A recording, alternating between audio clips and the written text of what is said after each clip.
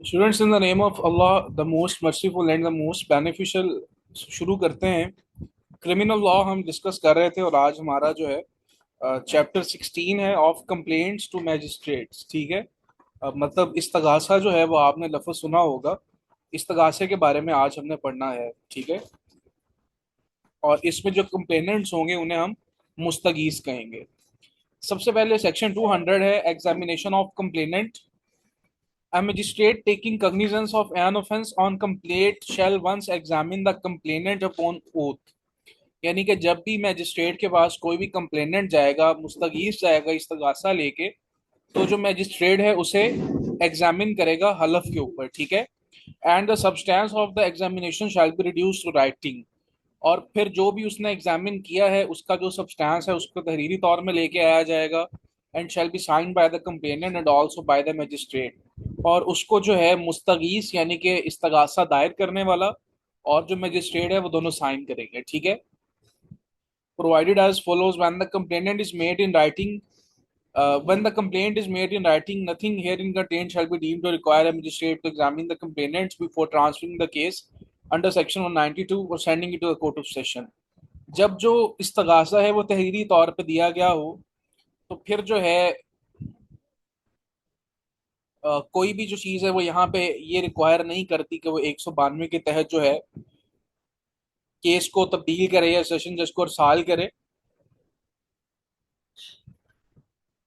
When the complaint is made in writing, nothing herein contained shall be deemed to require the examination of complainant.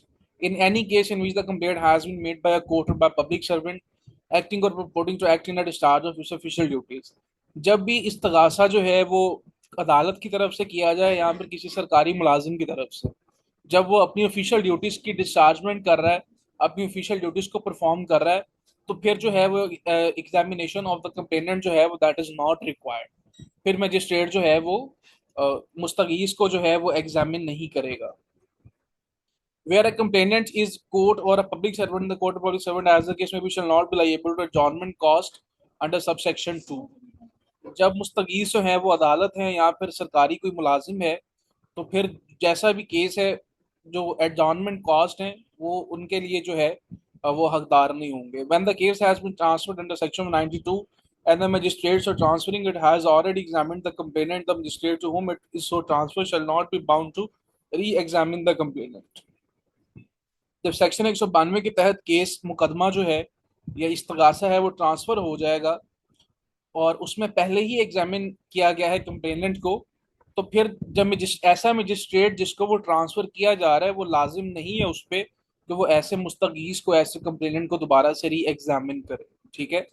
Subject to the provisions of Section 344, if on the date fixed of hearing in any proceedings, a party to case or any other person, despite service of notice, fails to appear or comply with any other order of the court or mandatory provision of the court or any other law for the time being for seeking adjournment for such purpose। बात अब यहाँ पे ये बताई गई है कि जिस दिन मुकदमे की कार्रवाई के लिए डेट फिक्स की गई है, ठीक है, जो एडजॉर्नमेंट है, उसमें से अगर पार्टी टू केस है कोई भी इंसान जो है अ, हाजिर नहीं होता या अदालत के ऑर्डर के साथ कॉम्प्लाई नहीं करता, और फिर जो है वो क्या करता है, एडजॉर्नमेंट की जो है वो रिक्वेस्ट करता है, तो अदालत जो है मुनासिब वजूहात की बेस पे जो है वो एडजॉर्नमेंट नेक्स्ट डेट जो है वो दे सकती है, इन कंडीशन पे कि ऐसी पार्टी जो है shall pay to the other party adjournment cost. जो इल्तवा है, जो तारीख की कॉस्ट है, जो मतलब के अखराजात हैं वो दूसरी पार्टी को दे, which shall not be less than 10,000 rupees पर एडजॉर्नमेंट। जो कि एक एडजॉर्नमेंट के जो है वो 10,000 रुपये से कम नहीं होंगे, और such higher amount as may be prescribe from time to time. ठीक है। यहाँ सब सेक्शन 200 क्लियर है जी।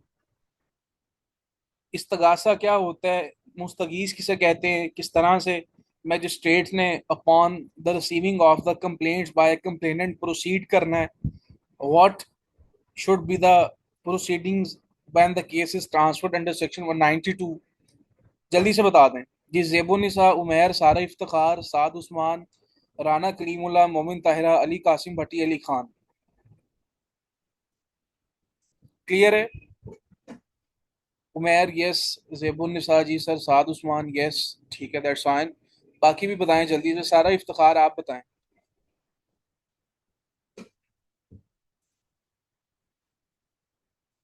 आई जस्ट जॉइंड सारा इफ्तिखार क्या नहीं, ठीक है। एक और जो है वो ऐसे के नाम से है, सो आई वाज रिपोर्टिंग के बाद। अच्छा आगे है जी, procedure by a magistrate not competent to take cognizance of the case in accordance with the section 201, if the complaint has been made in writing to a magistrate who is not competent to take cognizance of the case। अगर किसी ऐसे magistrate को इस्तगासा submit करवाया जाए जो कि मजाज नहीं है, जो है उस मुकदमे की समाअत का इख्तियार नहीं रखता, तो फिर वो क्या करेगा, he shall return the complaint for presentation to the proper court with an endorsement to that effect.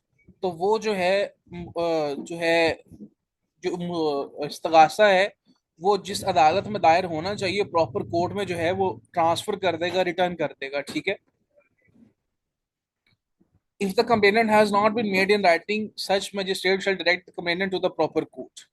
और अगर जो है वो इस्तगासा तहरीरी तौर पे नहीं दायर किया गया, तो ऐसा जो मजिस्ट्रेट है वो कंप्लेनेंट को डायरेक्ट करेगा कि वो जो है मजाज अदालत की तरफ रुजू करे। सेक्शन 202 है ji, postponement of issue of process, ठीक है। जो तलबी में जाता है प्रोसेस, ठीक है, तलबी का प्रोसेस है। Any court receipt of a complaint of an offence of which it is authorised to take cognizance.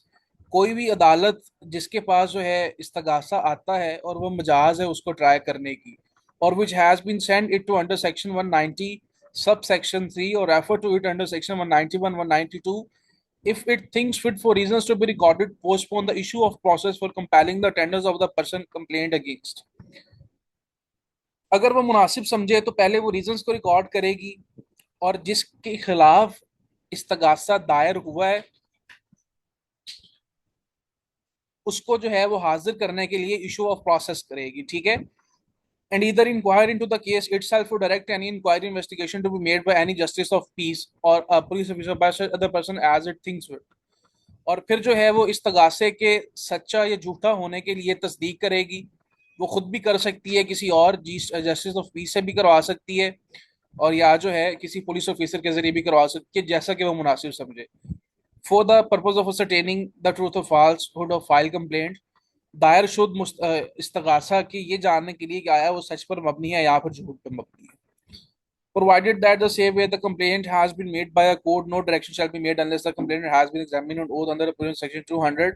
फिर बताया गया कि जहाँ पे इस्तगासा अदालत की तरफ से दायर किया गया है तो कोई भी ऐसी डायरेक्शन नहीं दी जाएगी जब तक कि कंप्लेनेंट को जो है हलफ पे जो है वो एग्जामिन न कर लिया जाए under section 200। A court of session में instead of directing an investigation under the provision, एक में मुझे जरा ये पढ़ लेने दें उसके बाद मैं आपको बताता हूँ।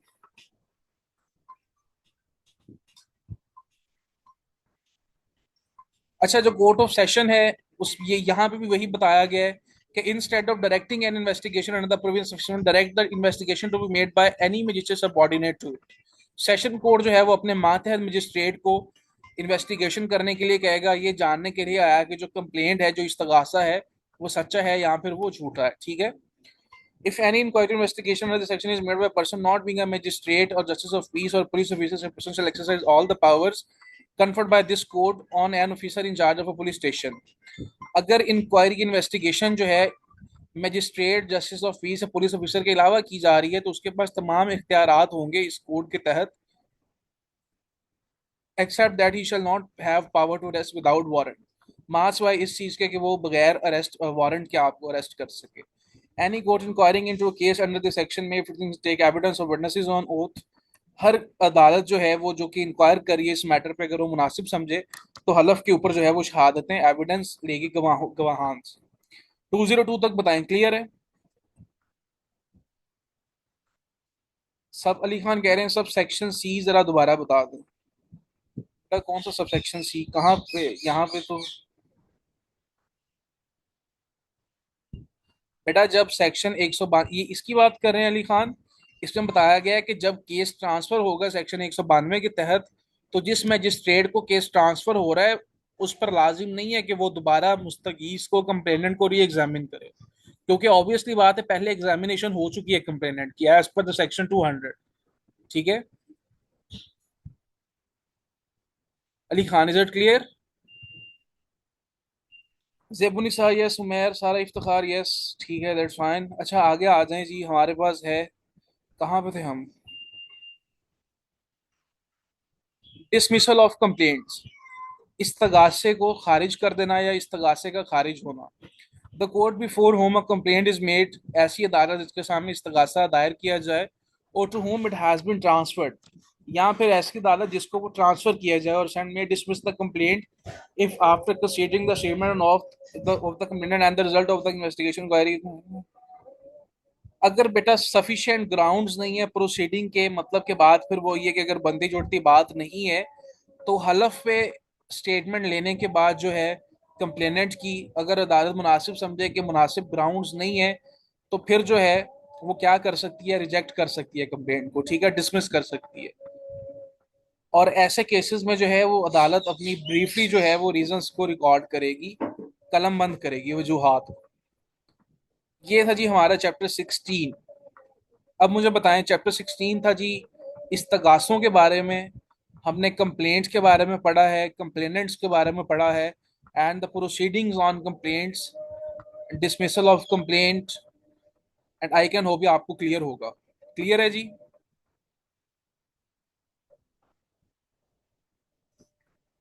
क्या आगे चैप्टर 17 है, of the commencement of proceedings before court, issue of process.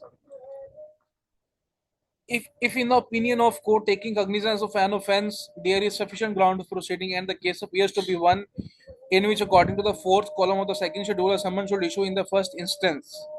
अगर अदालत की ये राय हो, ऐसी अदालत जो कि मजाज है उस केस को सुनने की, कि किसी भी जुर्म के बारे में सफिशिएंट ग्राउंड्स हैं कि उस पर कार्रवाई की जाए, और केस ऐसा है कि जिसमें सेकंड शेड्यूल के चौथे कॉलम के जरिए सबसे पहले समन्स को इशू होना चाहिए, तो फिर वो क्या करेगी, समन्स को इशू करेगी for the attendance of the accused, मुलजिम की हाजिरी के लिए, ठीक है।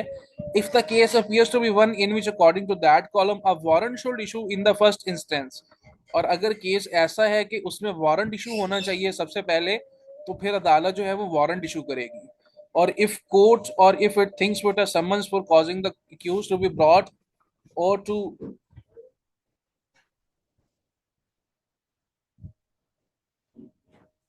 जाना,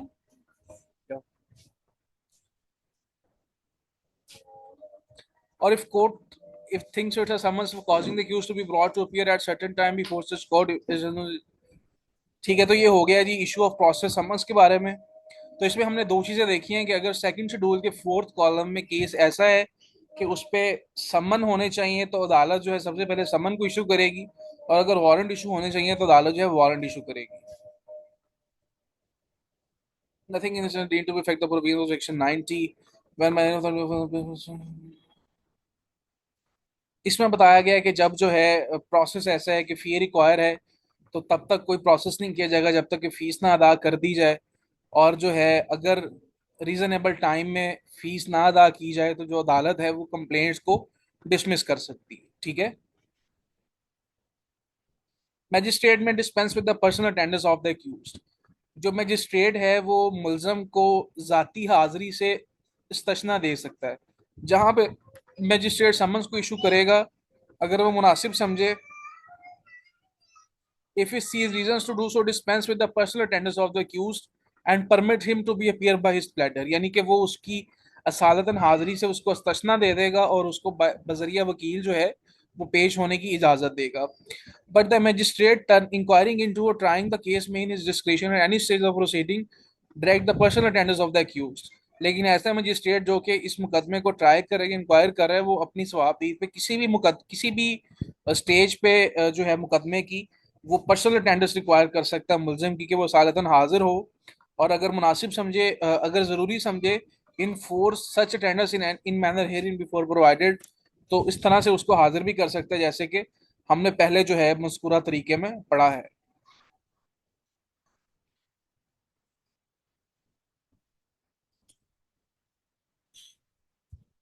चैप्टर 31 है जी ऑफ अपील्स, ठीक है। कर लें आज, या इतना काफी है आज के लिए? दो चैप्टर्स हमारे हो गए। सर समन के मुतालिक बताइएगा एक दफा। उमेर, समन से मतलब कि मैं आपको बताता हूँ कि आ जाए यहाँ पे। issue of process.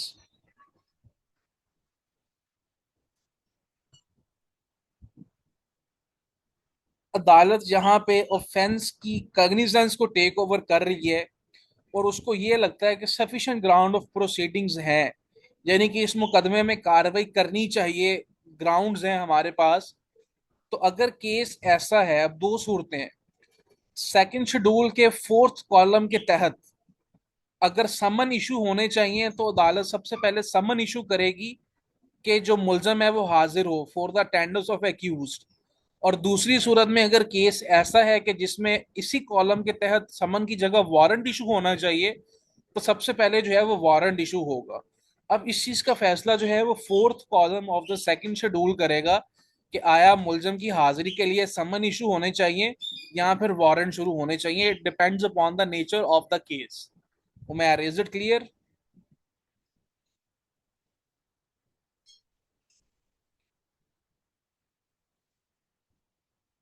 Ji, is there any other question?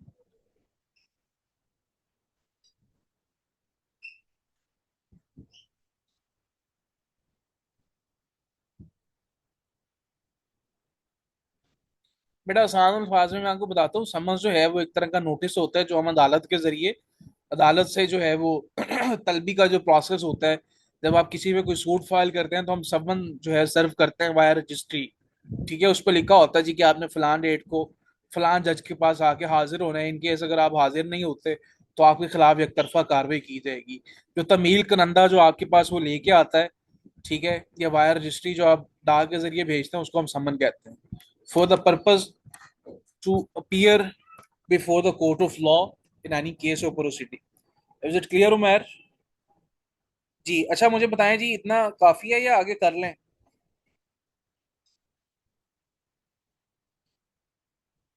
ये लास्ट चैप्टर है हमारा, एक चैप्टर रह गया है अपील्स वाला। तो अगर कल करना है तो कल कर लेंगे, अगर आज करना है तो आज कर लेते हैं।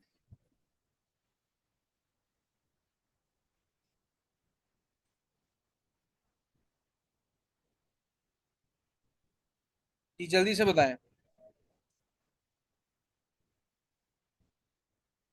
मेजोरिटी का जो डिसीजन होगा उसको हम जो है कोशिश करेंगे कि कंसीडर करें। तो हर बंदा जो है वो अपना ओपिनियन दे। तो मैं और आप काउंटिंग करें, जिसके ज्यादा वोट हैं उसको जो है हम कल कर लेते हैं। सर आज के लिए इनफ है, कल कल इनफ है, इनफ है। उमर कल, time is short today. Qasim Bhat साहब ठीक है। अच्छा मुझे एक बात बताएं कि क्रिमिनल लॉ हमारा 20 नंबर का है। 20 एमसीक्यूज आपको इसी में से आने हैं जो हमने पीपीसी को पढ़ा है और जो हमने अभी सीआरपीसी को पढ़ा है। तो मुझे ये बताएं कि आपको तसल्ली है, क्या आप इतने कॉन्फिडेंट हैं कि इन 20 नंबर को अच्छी तरीके से अटेम्प्ट कर लेंगे, जो भी एमसीक्यूज पूछा जाए आप सॉल्व कर लेंगे? कोई मुश्किल नहीं है, बिल्कुल जो है वो सिर्फ हमने प्रोसेस पढ़ा है, हमने जो है ऑफेंसेस के बारे में पढ़ा है, हमने उनकी पनिशमेंट्स को पढ़ा है, हमने एक्सेप्शंस एक्सप्लेनेशंस को पढ़ा है। इंशाल्लाह। ठीक है।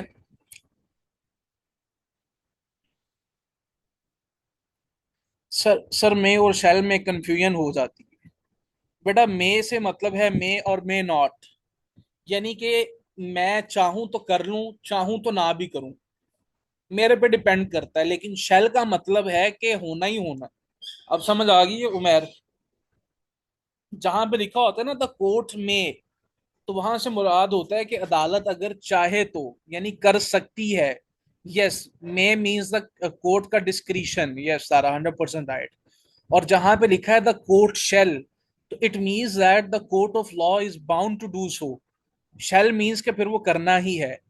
अब देखें जहां पे हमने ऑफेंसेस को पढ़ा है वहां पे क्या लिखा है, अक्सर जगह पे लिखा हुआ है shall not be less then 7 years, यानी कि किसी भी सूरत में 7 साल से कम नहीं होगी। और कहाँ पे कहीं पे लिखा हुआ है मे एक्सटेंड टू 7 ईयर्स, यानी कि 7 साल तक एक्सटेंड हो सकती है। अब 7 साल तक हो सकती है तो मे है, तो जज चाहे 6 की कर दे, 5 की कर दे, 4 की कर दे। ठीक है उमेर?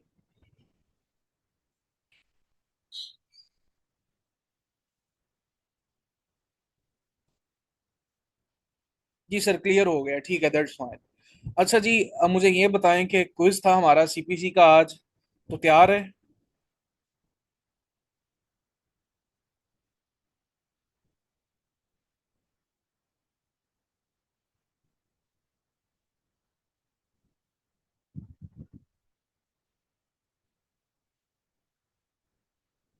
सारा क्यूएसओ का तो हो गया है कल। सर मैं एब्सेंट था बट रेडी है, ठीक है। अच्छा मुझे बताएं, आज करना है या कल कर लें?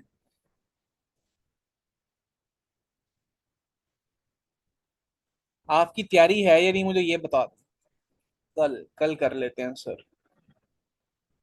तो कोशिश करेंगे कल सीपीसी का कंप्लीट दें, ठीक है। ऑर्डर्स भी एक बार रिवाइज हो जाएंगे, और जो है सेक्शंस भी, ठीक है। और फिर नेक्स्ट डे जो है वो हम अपने क्रिमिनल लॉ को कर लेंगे, ताकि आप 20 नंबर का क्विज कल हो जाएगा, 20 का परसों हो जाएगा क्रिमिनल लॉ में से, ठीक है।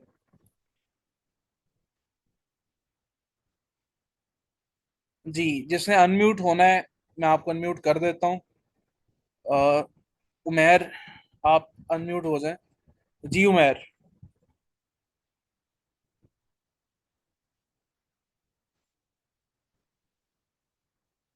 जी अस्सलाम वालेकुम इमरान। वालेकुम। वालेकुम सलाम। जी मैं ठीक अच्छा ठाक सर, जी, मैं बात कह रहा था कि कनेक्शन अगर कैन आप कैन आई हमारा get back to you very इस शॉर्ट। तरह से जी। जी सर, उमेर आवाज आ बोलिए। रही है मेरी? जी जी आ रही है। सर मैं कह रहा था, अगर आप हमारा इस तरह से टेस्ट लेते हैं, अगर आप कोई एक पीडीएफ तैयार कर लेते हैं, फॉर एग्जांपल सीपीसी का आपने टेस्ट लेना है, आप 50 या 60 एमसीक्यूज अपने पास तैयार करके हमें ग्रुप में सेंड करें। हम अच्छा यहाँ प्रिंट उमेर, आउट निकाल उसकी के ना, उसे solve करें। उसकी एक वजह है कि मैं इस वजह से नहीं हाँ। करता कि आप कहीं ये ना समझ लें कि ये एमसीक्यूज इंपॉर्टेंट हैं, ठीक है। अब नहीं समझे मेरी नहीं बात नहीं, को? वो हमारी प्रैक्टिस के लिए होगा, हमारी प्रैक्टिस के लिए होगा। सर क्विज कबला क्या होता है? क्विज के अंदर ये होता है, समटाइम्स स्टेटमेंट समझ नहीं आती, सब समटाइम्स स्टेटमेंट देर से समझ आती है। तो एक चीज सामने होना तो बंदा सोच लेता है, सोच समझ के सॉल्व कर लेता है।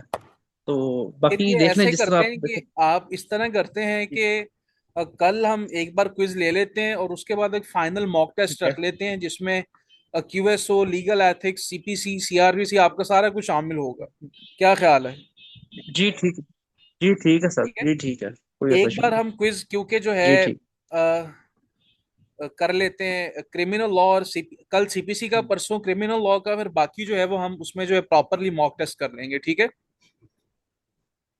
चलें ठीक है सर। बस मैं चाह रहा था कि हर सब्जेक्ट के अगर आप 20 20 30 30 एमसीक्यूज का हमें टेस्ट देते, ताकि हमें बिल्कुल आइडिया होता उमेर, कि हम कोशिश वाकई हम। करेंगे कि हम जो है वो एचईसी के बिल्कुल पैटर्न के अकॉर्डिंग, जिस तरह से 20 सीपीसी के हैं, आप इस तरह से बात करें, 20 सीआरपीसी के हैं, सॉरी क्रिमिनल जी लॉ जी के जी। हैं, 20 क्यूएसओ के हैं, जी तो वो दैट्स नॉट अ प्रॉब्लम। वो फिर मैं आपको जो है वो ओवरऑल एक फाइल क्रिएट करके क्विज बना ठीक के है। जो है वो हम उसका मॉक टेस्ट अटेम्प्ट कर लेंगे। आपने फिर उसको इस तरह से सॉल्व करना होगा कि आप किसी भी पेज पे जो है वो सिर्फ आंसर लिखते जाएंगे, ए पहले का, ए दूसरे का, बी तीसरे का, सी, ठीक है। जी जी ठीक है सर। तो लेकिन साथ साथ हमने क्विज भी लेना है, ठीक है। तो उसकी जी भी ठीक है, एक ओके। रीजन है कि चलें, थोड़ा सा ये होता है कि आप लोग थोड़ा सा किसी सवाल को सुन लेते हैं, उस पर थोड़ी सी हम्म। डिस्कशन हो जाती है, और एक प्रेशर होता है जी कि मेरे से कोई भी सवाल किसी से भी किसी भी टाइम किया जा सकता है, ठीक है। तो बिल्कुल आपको सही। जो है ये अनसर्टन सर्कमस्टांसिस के लिए तैयार रखता है। जी कोई और क्वेश्चन है किसी का तो पूछ लें।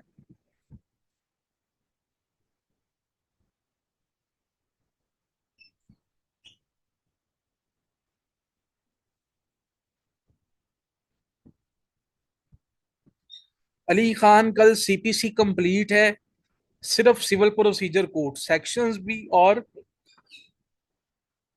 ऑर्डर्स भी।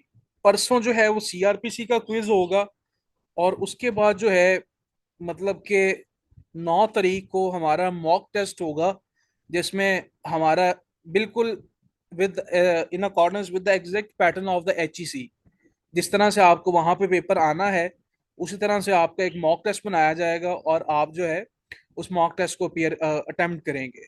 और मैं साथ ये भी कोशिश कर रहा हूँ कि मैं जो है वो आपको जूरिस्प्रूडेंस और इंटरनेशनल लॉ, यूनाइटेड नेशंस और आईसीजे के मुतालिक जो है वो इम्पॉर्टेंट एमसीक्यूज को कंपाइल करके आपको पीडीएफ फाइल प्रोवाइड कर दूं, ताकि apart from the syllabus we have covered so far, आप उनको भी अच्छे तरीके से देख लें, ठीक है। और इंशाल्लाह 9 से पहले पहले जो है वो आपको वो फाइल भी मिल जाएगी, ठीक है।